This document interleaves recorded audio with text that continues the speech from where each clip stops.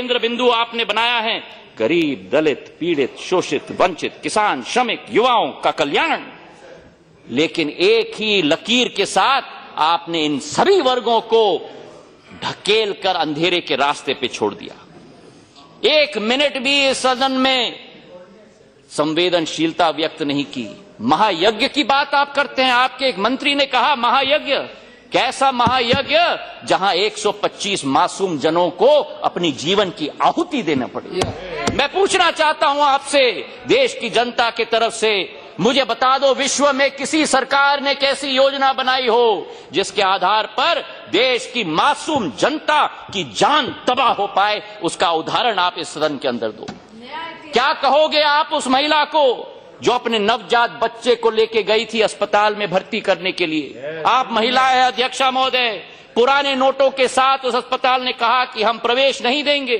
2 घंटे के अंदर वो बच्चा दम तोड़ के मर गया। क्या जवाब दोगे आप उस महिला को?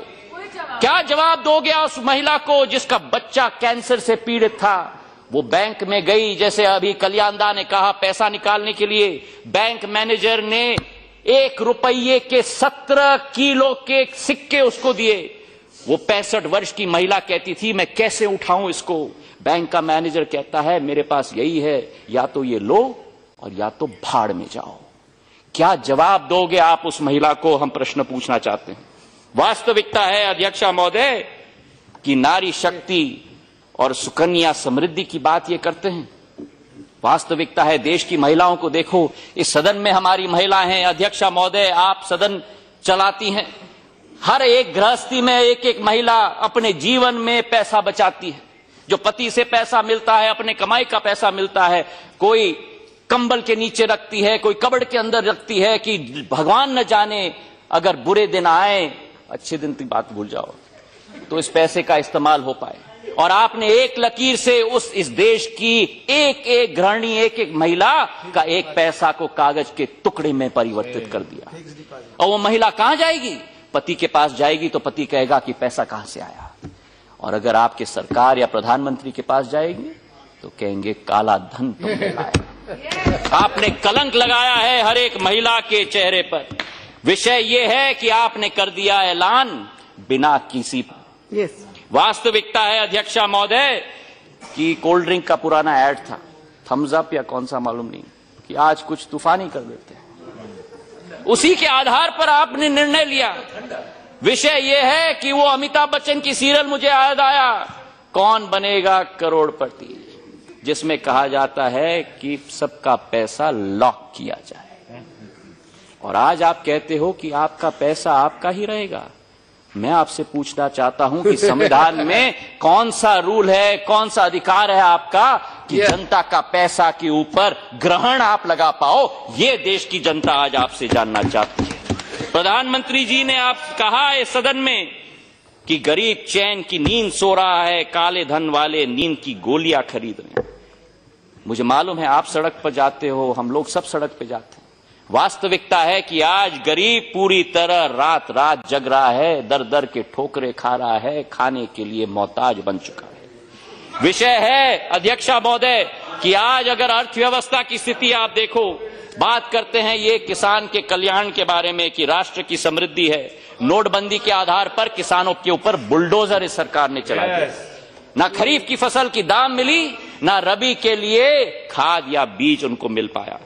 हम कहते हैं कि किसान को मुआवजा राशि मिलनी चाहिए और ऋण माफी योजना मिलनी चाहिए। और अगर आप नहीं कर सकते तो यूपीए सरकार से सीखिए, जिसने 72,000 करोड़ रुपए की ऋण माफी करके दिखाया था किसानों के। विषय आज ये है अध्यक्षा महोदय कि अगर आप बेरोजगारी की स्थिति देखो, जहां एक तरफ हमारे आजादपुर मंडी बंद हो चुकी, आसाम के मेरे चाय बागान बंद हो चुके, केरल के मेरे मछुआर के सारे रोजगार के अवसर बंद हो चुके, बंगाल के मेरे जूट मिल बंद हो चुके, एक एक कर्मचारी आज बेरोजगार पूरे देश में हो चुका है। बात करते हैं आपकी एफआईबी आपने हटा दिया, फॉरेन इन्वेस्टमेंट प्रमोशन बोर्ड आपको हटाना ही था, क्योंकि अगर पिछले वर्ष के आखिरी 3 माह देखते 80,000 करोड़ रुपए फॉरेन पोर्टफोलियो का इन्वेस्टमेंट चुटकी घर में यहां इससे वापस अपने अपने देश में चले गए। अध्यक्षा महोदय, दिहाड़ी मजदूर की बात हम करें श्रमवे जयते की बात की जाती है। प्रधानमंत्री ने कहा कि मनरेगा कांग्रेस की विफलता का जीता जागता स्मारक है। आज मैं आपको बताना चाहता हूं कि वही मनरेगा आपके नोटबंदी का जीता जागता स्मारक बन चुका है, जहां 60% वृद्धि रोगों को एकमात्र आस मिला है और वो केवल मनरेगा के आधार पर मिला है। वास्तविकता आज ये है अध्यक्षा महोदय कि बिगड़ती बात बने नहीं, लाख करो किन कोय, रहीमन फाटे दूध को मथे न माखन होए। जितना भी आप कोशिश करो, कैशलेस की आप बात करते हो, एटीएम मशीन आप बात करते हो, 2 लाख एटीएम मशीन इस देश में नहीं जहां 40% भी नहीं चलते, 74% इंटरनेट इस देश में नहीं, और एटीएम की बात करते हो आप, any time money, any time money नहीं है, एटीएम का है, आएगा तभी मिलेगा। आज ये वास्तविकता अध्यक्षा महोदय हो गया है। अभिभाषण में कहा गया कि सहान भवतु सहान भुनक्तु, सर्व रक्षा सर्व पोषण। वास्तविकता है कि केवल यहां सरकार का आत्मरक्षा और आत्म पोषण। गांधी जी और बाबा साहब अंबेडकर की नाम लिया जाता है, वास्तविकता में सांप्रदायिकता और दूसरी तरफ सूट बूट की सरकार हमको दिखती है। आज हमें याद आते हैं लाल बहादुर शास्त्री, जिन्होंने कहा था जय जवान और जय किसान। कांग्रेस कहती है कि जवान का जय हो, किसान का जय हो, और ये सरकार कहती है देश में भय हो। ये अंतर है अध्यक्षा महोदय। गांधी जी को आपने डायरी से हटा दिया, कैलेंडर से हटा दिया, लेकिन 125 करोड़ जनता के दिल से आप कभी गांधी जी को नहीं हटा पाओगे। सांप्रदायिकता माहौल देश में आपने तय कर दिया। सांप्रदायिकता करके, आई एम कंक्लूडिंग मैडम, धार्मिक ध्रुवीकरण का माहौल आप यहां तय कर रहे हो। यूपी का चुनाव आता है तो देश आगे बढ़ रही है, आप भूल जाते हो, और राम मंदिर और ट्रिपल तलाक का मामला निकलता है। वास्तविकता है अध्यक्षा महोदय कि चुनाव का समय आता है तो भाजपा कहती है टेबल को थपथपाते हुए कि कसम गीता की हम मंदिर वही बनाएंगे लेकिन तारीख नहीं बताएंगे। अध्यक्षा महोदय, दलितों की बात की जाती है, 125वीं वर्ष का स्पेशल सेशन रखा गया, लेकिन इनके आरएसएस के लोग, चाहे वो मनमोहन वैद्य हो, कहते हैं आरक्षण समाप्त होना चाहिए। ये स्टैंड अप इंडिया की बात करते हैं, ये दलित मुक्त भारत चाहते हैं, किसान मुक्त भारत चाहते हैं, नौजवान मुक्त भारत चाहते हैं, और ये हम नहीं होने देंगे। अंत में अध्यक्षा महोदय मैं कहना चाहता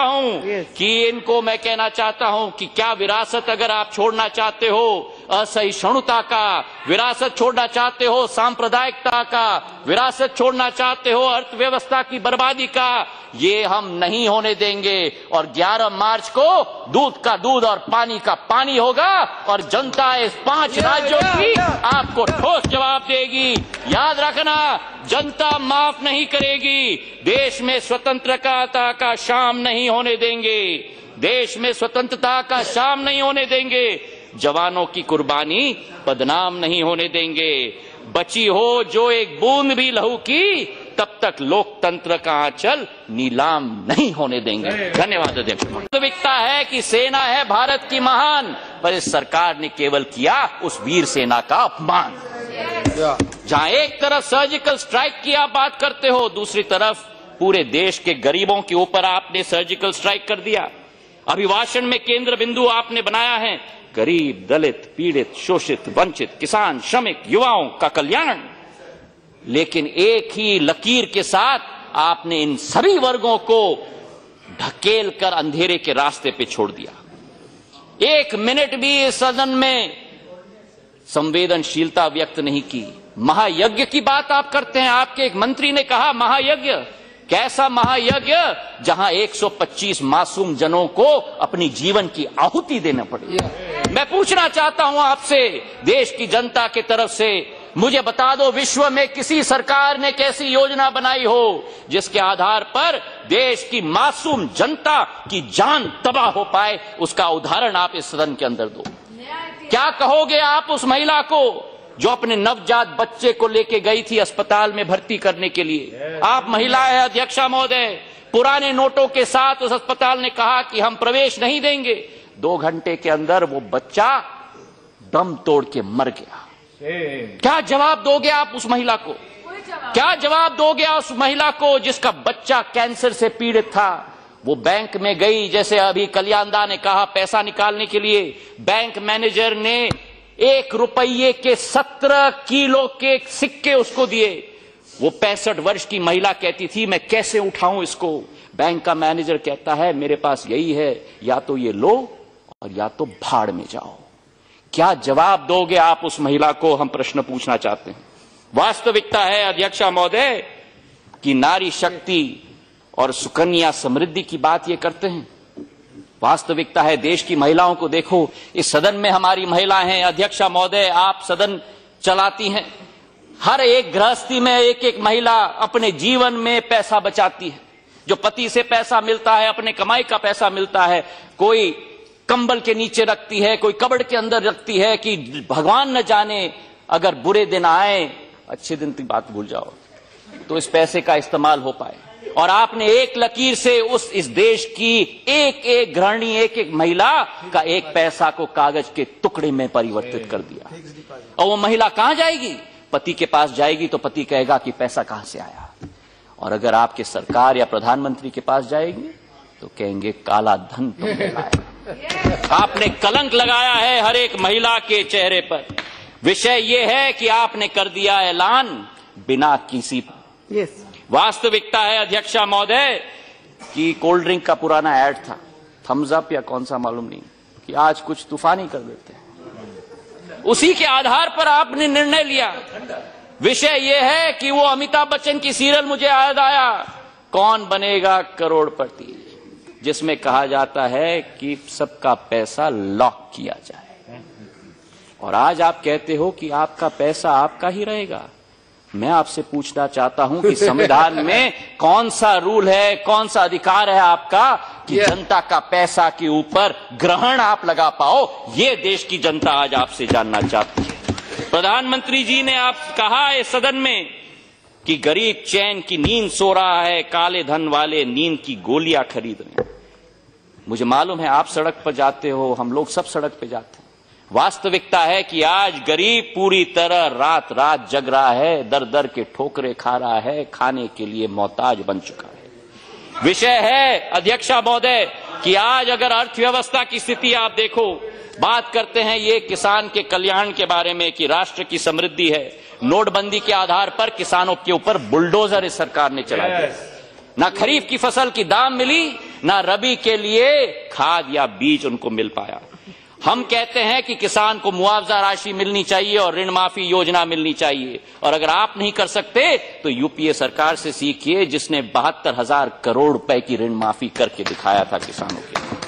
विषय आज यह है अध्यक्षा महोदय कि अगर आप बेरोजगारी की स्थिति देखो, जहां एक तरफ हमारे आजादपुर मंडी बंद हो चुकी, आसाम के मेरे चाय बागान बंद हो चुके, केरल के मेरे मछुआ जार के सारे रोजगार के अवसर बंद हो चुके, बंगाल के मेरे जूट मिल बंद हो चुके, एक एक कर्मचारी आज बेरोजगार पूरे देश में हो चुका है। बात करते हैं आपकी एफआईबी आपने हटा दिया, फॉरेन इन्वेस्टमेंट प्रमोशन बोर्ड आपको हटाना ही था, क्योंकि अगर पिछले वर्ष के आखिरी 3 माह देखते 80,000 करोड़ रुपए फॉरेन पोर्टफोलियो का इन्वेस्टमेंट चुटकी घर में यहां इससे वापस अपने अपने देश में चले गए। अध्यक्षा महोदय, दिहाड़ी मजदूर की बात हम करें, श्रमवे जयते की बात की जाती है। प्रधानमंत्री ने कहा कि मनरेगा कांग्रेस की विफलता का जीता जागता स्मारक है। आज मैं आपको बताना चाहता हूं कि वही मनरेगा आपके नोटबंदी का जीता जागता स्मारक बन चुका है, जहां 60% वृद्धि रोगों को एकमात्र आस मिला है और वो केवल मनरेगा के आधार पर मिला है। वास्तविकता आज ये है अध्यक्षा महोदय कि बिगड़ती बात बने नहीं, लाख करो किन कोए, रहीमन फाटे दूध को मथे न माखन होए। जितना भी आप कोशिश करो, कैशलेस की आप बात करते हो, एटीएम मशीन आप बात करते हो, 2 लाख एटीएम मशीन इस देश में नहीं, जहां 40% भी नहीं चलते, 74% इंटरनेट इस देश में नहीं, और एटीएम की बात करते हो आप, any time money, any time money नहीं है, एटीएम का है, आएगा तभी मिलेगा। आज ये वास्तविकता अध्यक्षा महोदय हो गया है। अभिभाषण में कहा गया कि सहना भवतु सहना भुनक्तु, सर्व रक्षा सर्व पोषण। वास्तविकता है कि केवल यहां सरकार का आत्मरक्षा और आत्मपोषण। गांधी जी और बाबा साहब अंबेडकर का नाम लिया जाता है, वास्तविकता में सांप्रदायिकता और दूसरी तरफ सूट बूट की सरकार हमको दिखती है। आज हमें याद आते हैं लाल बहादुर शास्त्री, जिन्होंने कहा था जय जवान और जय किसान। कांग्रेस कहती है कि जवान का जय हो, किसान का जय हो, और ये सरकार कहती है देश में भय हो। ये अंतर है अध्यक्ष महोदय। गांधी जी को आपने डायरी से हटा दिया, कैलेंडर से हटा दिया, लेकिन 125 करोड़ जनता के दिल से आप कभी गांधी जी को नहीं हटा पाओगे। सांप्रदायिकता माहौल देश में आपने तय कर दिया। सांप्रदायिकता करके, आई एम कंक्लूडिंग मैडम, धार्मिक ध्रुवीकरण का माहौल आप यहां तय कर रहे हो। यूपी का चुनाव आता है तो देश आगे बढ़ रही है, आप भूल जाते हो, और राम मंदिर और ट्रिपल तलाक का मामला निकलता है। वास्तविकता है अध्यक्ष महोदय कि चुनाव का समय आता है तो भाजपा कहती है टेबल को थपथपाते हुए कि कसम गीता की हम मंदिर वही बनाएंगे लेकिन तारीख नहीं बताएंगे। अध्यक्ष महोदय, दलितों की बात की जाती है 125वीं वर्ष का स्पेशल सेशन रखा गया, लेकिन इनके आरएसएस के लोग, चाहे वो मनमोहन वैद्य हो, कहते हैं आरक्षण समाप्त होना चाहिए। ये स्टैंड अप इंडिया की बात करते हैं, ये दलित मुक्त भारत चाहते हैं, किसान मुक्त भारत चाहते हैं, नौजवान मुक्त भारत चाहते हैं, और ये हम नहीं होने देंगे। अंत में अध्यक्ष महोदय मैं कहना चाहता हूं कि क्या विरासत अगर आप छोड़ना चाहते हो, असहिष्णुता का विरासत छोड़ना चाहते हो, सांप्रदायिकता का विरासत छोड़ना चाहते हो, अर्थव्यवस्था की बर्बादी का, ये हम नहीं होने देंगे। और 11 मार्च को दूध का दूध और पानी का पानी होगा, और जनता इस 5 राज्यों की आपको ठोस जवाब देगी। याद रखना, जनता माफ नहीं करेगी। देश में स्वतंत्रता का शाम नहीं होने देंगे, देश में स्वतंत्रता का शाम नहीं होने देंगे। जवानों की कुर्बानी बदनाम नहीं होने देंगे। बची हो जो एक बूंद भी लहू की, तब तक लोकतंत्र का आंचल नीलाम नहीं होने देंगे। धन्यवाद अध्यक्ष। वास्तविकता है कि सेना है भारत की महान, पर इस सरकार ने केवल किया उस वीर सेना का अपमान। जहां एक तरफ सर्जिकल स्ट्राइक की आप बात करते हो, दूसरी तरफ पूरे देश के गरीबों के ऊपर आप